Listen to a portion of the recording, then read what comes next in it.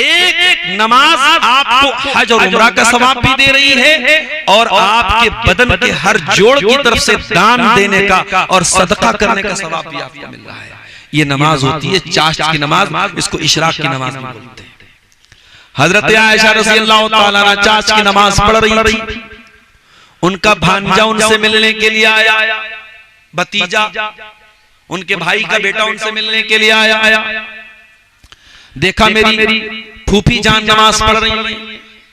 कासिम बिन मोहम्मद उनसे मिलने के लिए आए, देखा मेरी फूफी जान नमाज पढ़ रही है और सूरह तूर की आयत पढ़ रही थी हजरत आयशा, फमन्नल्लाहु अलैना व वक़ाना अज़ाबस समूम।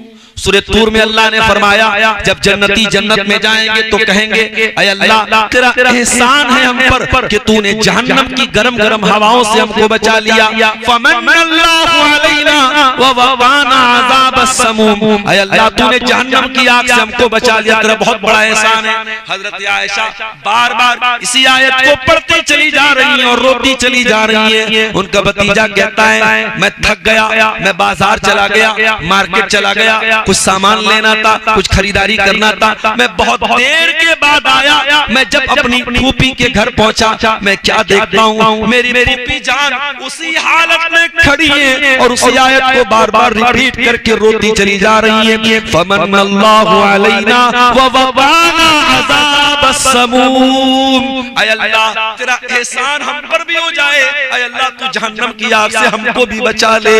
हजरत आयशा ये आयत पढ़ पढ़ के रोती चली जा रही है और अपने आप को जहन्नम से बचने की दुआ करती चली जा रही है। एक नमाज वो भी थी मेरे प्यारे साथियों, एक नमाज हम भी पढ़ते हैं। हम तो नमाज जो नहीं पढ़ते हैं उनसे क्या शिकवा करना, जो बेचारे पढ़ते भी हैं वो ऐसा पढ़ते जैसे बहुत बड़ा एहसान कर रहे हो। मेरे प्यारे साथियों, आप नमाज पढ़ के किसी पर एहसान नहीं कर रहे हो। नमाज पढ़ो तो पूरे इकामत के साथ पढ़ो, नमाज कायम करके पढ़ो, नमाज को उसके तरीके से पढ़ो। नमाज का टाइम हो तो फौरन जल्दी से मस्जिद की तरफ जाओ, सुस्ती न करो, काहिली मत करो, क्योंकि अल्लाह ने कुरान में फरमाया वइज़ा क़ामू इलस्सलाति क़ामू कुसाला।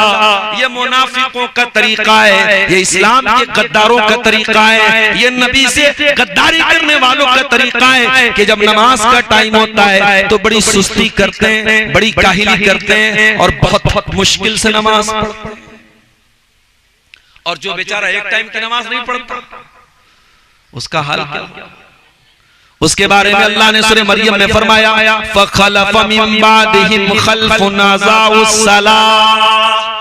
मेरे नबियों के जाने के बाद, मेरे रसूलों के जाने के बाद ऐसे नालायक लोग आए जिन्होंने नमाजों को बर्बाद किया, वत्तबउश शहवात, और जिन्होंने शहवतों की पैरवी की। मेरा जुमला नोट कर लो मेरे नौजवानों, ये जो मोबाइल पर गंदी फिल्में देखते हो, ये जो तुम अपने हाथों से ज़िना करते हो, ये जो तुम लड़कियों से चैटिंग करते हो, ये जो तुम गलत हरकतें कर रहे हो, ये तमाम चीजें कभी गौर करना, नमाज की पाबंदी करने से छूट सकती हैं। मैं गारंटी तो नहीं ले रहा हूं क्योंकि नमाज पढ़ के भी बहुत सारे लोग गलत काम करते हैं, लेकिन हाँ उम्मीद यही है अगर आप ढंग से नमाज पढ़ेंगे, अगर नमाज की पाबंदी करेंगे तो कुरान की आयत यही बता रही है कि जब इंसान नमाज को बर्बाद करेगा, जब नमाज को छोड़ेगा तो उसकी जिंदगी में ख्वाहिशात की पैरवी आ जाएगी, वो अपनी इच्छाओं के पीछे पीछे चलेगा, अपनी डिजायर्स को फॉलो करेगा, जो मन करेगा वो करेगा।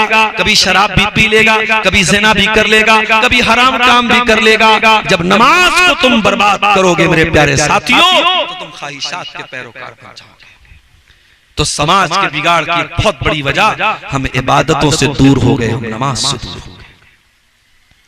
और आगे बढ़िए, समाज के बिगाड़ की एक और वजह है, और वो वजह क्या है? वो वजह है हम सबका माल के मामले में एहतियात न करना। माल कमाना बहुत जरूरी चीज है। इस्लाम माल कमाने से मना नहीं करता, इस्लाम तो हमको दुआ सिखाता है, और रब्बना आतिना फिद दुनिया हसना व फिल आखिरति हसना व क़िना अज़ाबन नार। ऐ अल्लाह दुनिया में भी भलाई अता फरमा, आखिरत में भी भलाई अता फरमा, जहन्नम की आग से बचा ले। अल्लाह के नबी तो दुआ किया करते थे, अल्लाहुम्मा इन्नी अस्अलुकल हुदा वत्तुका वल अफ़ाफ़ वल गिना। ऐ अल्लाह मैं चार चीजें तुझसे मांगता हूँ, तुझसे हिदायत मांगता हूँ, तुझसे तकवा मांगता हूँ, तुझसे पाक दामनी मांगता हूँ, और ऐ अल्लाह तुझसे मालदारी मांगता हूँ, तुझसे बेनियाजी मांगता हूँ। इतना माल दे दे, इतना सामान दे दे, किसी का मोहताज ना होना पड़े, किसी के आगे हाथ न फैलाना पड़े। ऐ अल्लाह इतना बेनियाज। इस्लाम माल कमाने की तालीम देता है, इस्लाम भीख मांगने की तालीम नहीं देता है, इस्लाम गदागरी की तालीम देता है। लेकिन हाँ मेरे प्यारे साथियों, इस्लाम ये भी कहता है माल कमाने निकले हो तो ये देखो हलाल तरीके से कमा रहे हो कि हराम तरीके से कमा रहे हो। और ये भी सुन लो कुछ हराम तरीके ऐसे होते हैं जो हमको क्लियर तरीके से लगता है कि हाँ ये हराम है। जैसे चोरी करना, सबको लगता है कि हाँ यार चोरी तो गलत है। रिश्वत लेना, सबको लगता है हाँ ये गलत है। डाका डालना, सबको लगता है कि हाँ ये गलत है। लेकिन बैंक में हमने 1 लाख रुपया जमा कर दिया और अगले साल हमको 1,05,000 मिल गया, 1,10,000 मिल गया। ये 5,000 जो एक्स्ट्रा मिला तो लोगों को लगता है ये क्यों हराम है, ये क्यों हराम है। बैंक में हमने पैसा रखा, बैंक ने हमारे पैसे से कमाया, तो बैंक में अगर हमने 1 लाख रुपया दिया और उस पर बैंक ने हमको 5,000 रुपया इंटरेस्ट कर दिया तो क्या गलत है? लोगों को ये गलत नहीं लगता है। कोई कंपनी आती है, कहती आओ हमारी कंपनी के साथ तुम जुड़ जाओ और तुम हमारी कंपनी में और लोगों को भी जोड़ दो, तुम सबको जोड़ोगे तो तुमको इतना पैसा मिलेगा। फटाफट लोग जुड़ने लगते हैं और लोगों को लगता है इसमें कुछ गलत भी नहीं। इसी तरीके से आजकल ऑनलाइन करेंसी ट्रेडिंग हो रही है, ऑनलाइन लोग करेंसी की ट्रेडिंग कर रहे हैं। ये बात लोगों को लगता है कि भाई हम कंप्यूटर पर बैठ के दिमाग लगा रहे हैं, करेंसी की ट्रेडिंग कर रहे हैं, गोल्ड की ट्रेडिंग कर रहे हैं, तो क्या गलत?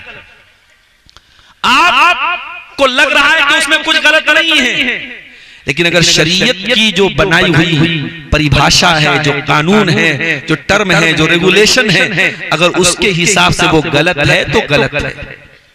1400 साल पहले जब अल्लाह ताला ने ब्याज को हराम करार दिया तो यहूदियों ने एतराज किया था, ब्याज खाने वालों ने एतराज किया था कि प्रॉफिट तुम तिजारत में भी कमाते हैं और प्रॉफिट तुम ब्याज में भी कमाते हैं। हमने 100 रुपए का माल खरीदा, 120 रुपए में बेच दिया, हमने 20 रुपया मुनाफा कमाया, और इसी तरीके से 100 रुपया हमने किसी को उधार दे दिया और वापसी 120 ले लिया, तो यहाँ 20 रुपया हमने यहाँ पर भी प्रॉफिट कमाया।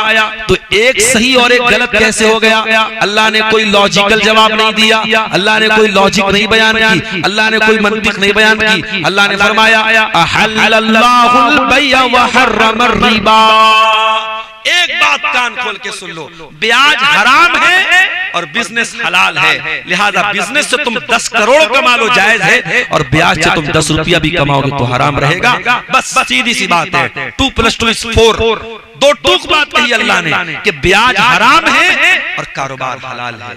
मेरे प्यारे साथियों, आज ऑनलाइन गेमिंग के जरिए कोई अगर 1 करोड़ कमा लेता, अभी मैं कलिया चक में प्रोग्राम था जुमा वाले दिन, हमारे एक साथी भी यहाँ मौजूद है, वो गए थे साथ में, वहां एक भाई के बारे में किसी ने बताया कि वो ड्रीम 11 पर 1 करोड़ रुपया वो जीत गया और मकान बड़ा आलीशान बना लिया, उसको लोग करोड़पति बोलते हैं। तो उसको देख करके अगर कोई ड्रीम 11 पर जाकर के गेम खेलने लगे और कहे कि साहब हमारे कलिया चक में कोई 1 करोड़ कमा चुका है, तो किसी के 1 करोड़ कमा लेने से ड्रीम 11 जायज नहीं हो जाएगा।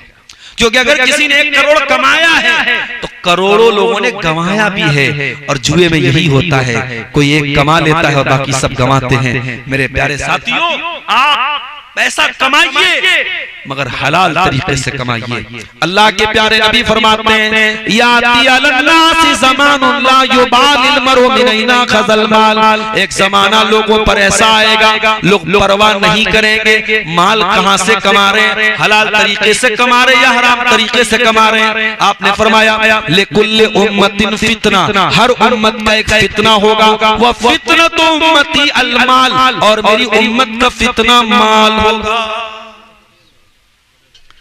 समाज के बिगाड़ की ये बहुत बड़ी वजह है मेरे प्यारे साथी।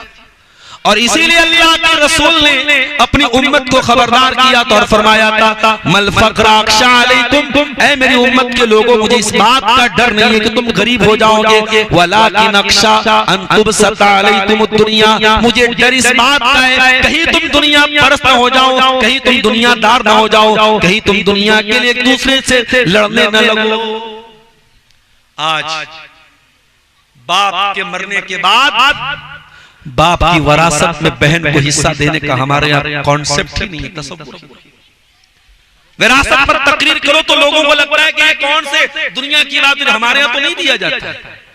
हमने इस्लाम के मुकाबले में एक नई शरीयत बनाई है जिसका नाम है हमारे यहाँ। मौलवी साहब हमारे यहाँ तो ऐसा होता है, मौलवी साहब हमारे यहाँ तो लड़कियों को जहेज दिया जाता है, मौलवी साहब हमारे यहाँ तो वरासत में बहन का हिस्सा नहीं देते। अरे तेरे देने से क्या होता है?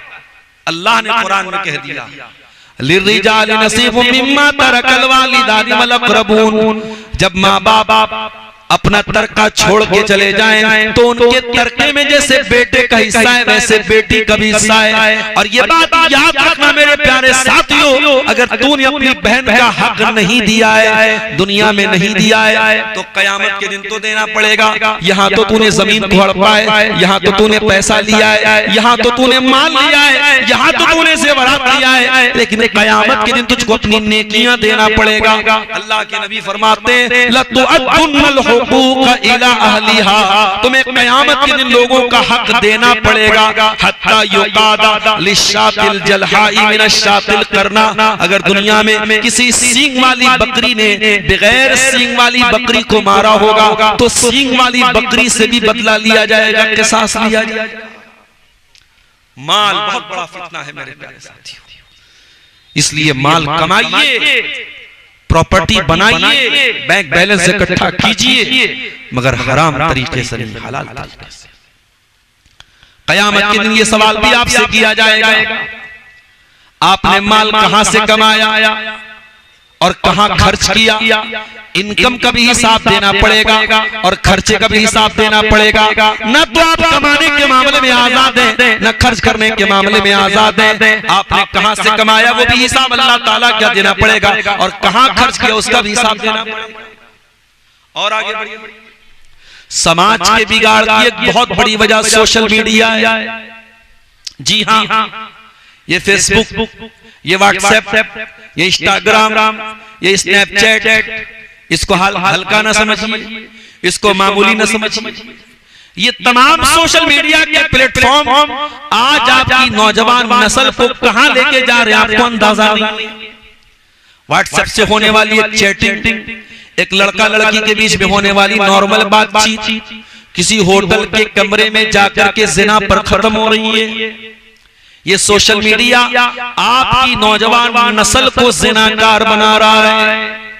ये सोशल मीडिया आपके छोटे छोटे बच्चों को म्यूजिक का और गाने का और नाच का शौकीन बना रहा है। ये सोशल मीडिया आपके घर की बहन बेटियों को, आपको तो ये लगता है कि हमारे घर की लड़की पर्दे में निकलती है, हमारी लड़की तो डायरेक्ट स्कूल जाती है, हमारी लड़की तो डायरेक्ट कॉलेज जाती है, मगर ये सोशल मीडिया आपके घर की बहन बेटियों को कहां कहां डिस्ट्रैक्ट कर रहा है, कहां कहां भटका रहा है, आपको अंदाजा नहीं है। बाप तो ये समझता है मेरी बेटी तो कमरे में अकेली सो रही है, लेकिन सोशल मीडिया के जरिए वो सैकड़ों लड़कों से टच में है और सैकड़ों लड़कों से बातचीत करते हुए वो सो रही है। मेरे प्यारे साथियों, ये सोशल मीडिया आज हराम रिश्तों को समाज में प्रमोट करने का बहुत बड़ा जरिया बन चुका है। इसीलिए मैं बार बार कहता हूं अपनी कौम की बच्चियों से, अपनी बहनों से कि ऐ मेरी कौम की बहनों, मैं मना नहीं करता तुम फेसबुक इस्तेमाल ना करो, तुम व्हाट्सएप ना चलाओ, तुम इंस्टाग्राम ना चलाओ, मगर दो चीजों का ख्याल रखो। पहली चीज, जब अल्लाह ने तुमको पर्दे में रहने का हुक्म दिया है तो तुम्हें अपनी प्राइवेसी को कहीं भी लीक नहीं करना है। तुम स्टेटस पर या स्नैपचैट पर या इंस्टाग्राम पर अगर अपने फोटोज डाल रही हो तो तुमको ये शोभा नहीं देता, तुमको ये सूट नहीं करता, क्योंकि कुरान जब तुमसे ये कह रहा है वला युबदीना ज़ीनतहुन्ना, ऐ मुसलमान औरत तू अपने बदन की सुंदरता को, अपनी जीनत को, अपनी ब्यूटी को जाहिर न कर। तो ऐ मुसलमान औरत तेरा चेहरा तो तेरी किताब का टाइटल है, जब तूने चेहरा ही दिखा दिया तो फिर तूने कौन सी जीनत को छुपाया?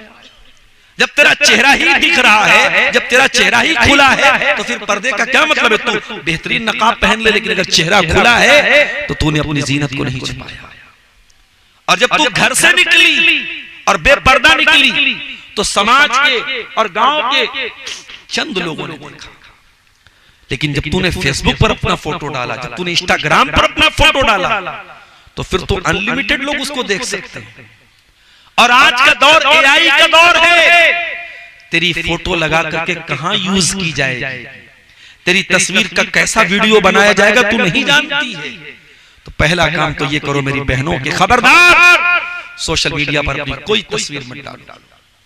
और दूसरी बात ये है, अगर कोई लड़का आपसे राहो रस्म बढ़ाने की कोशिश कर रहा है, इंस्टाग्राम के जरिए, स्नैपचैट के जरिए, फेसबुक के जरिए, अगरचे वो आपको अपना दीनी भाई, अपना दीनी बहन आपको कह रहा है, अपने आप को दीनी भाई कह रहा है, खबरदार खबरदार, बहुत एहतियात करना, किसी प्यार और मोहब्बत के झांसे में ना आना। ये प्यार का नारा लगाकर और प्यार का नाम लेकर के ये लोग तुम्हारी इस्मत और इज्जत को लूटना चाह रहे हैं। इनका हाथ तुम्हारी इज्जतों पर, ये अपना हाथ तुम्हारी इज्जत पर डालना चाह रहे हैं। मेरी प्यारी माँ बहनों, सोशल मीडिया को अपनी इस्मत और इज्जत को लुटवाने का जरिया मत बनने देना। नबी अकरम ने फरमाया, ला यखलुवन्ना रजुलुन बिइम्रातिन इल्ला वसालिसुहुम अश-शैतान, खबरदार कोई मर्द किसी औरत के साथ अकेले में न रहे, वरना तीसरा शैतान होगा। ओ मेरी प्यारी बहनों, जब तुम व्हाट्सएप पर किसी लड़के से चैटिंग कर रही हो तो वहां पर भी तीसरा शैतान है। जब तुम्हारे फेसबुक मैसेंजर पर कोई आकर के सलाम कर रहा है, वहां पर भी तीसरा शैतान है। जब स्नैपचैट पर तुम किसी लड़के को अपना फोटो भेज रही हो, वहां पर भी तीसरा शैतान है। तीसरा शैतान हर जगह मौजूद है। यहां तक के मौलवी साहब कुरान पढ़ाने आ रहे हैं, लड़की जवान हो चुकी है, 13-14 साल की बालिग लड़की हो चुकी है, उनका किसी मर्द का और खासतौर से जवान मर्द का करके कुरान पढ़ाना ये भी गलत है। सुन लो मेरी बात, हो सकता है आपके यहाँ इसको गलत ना समझा जाता हो, मगर शरीयत की नजर में ये गलत है। एक जवान लड़की को किसी जेंट्स का, वो भी अकेले में आकर के ट्यूशन पढ़ाना, ये गलत है। और हदीस की रोशनी में वहां पर भी तीसरा शैतान है। और बहुत सारे कांड हो चुके हैं, बहुत सारी घटनाएं घटित हो चुकी हैं। मेरे प्यारे साथियों, सोशल मीडिया आज हराम खलवतों का बहुत बड़ा जरिया बन चुका है। बहुत आसान है मजलिस में माज़ अल्लाह और सुभान अल्लाह कह देना, लेकिन खलवत में, तन्हाई में गुनाहों से बचना बहुत मुश्किल है मेरे प्यारे साथियों।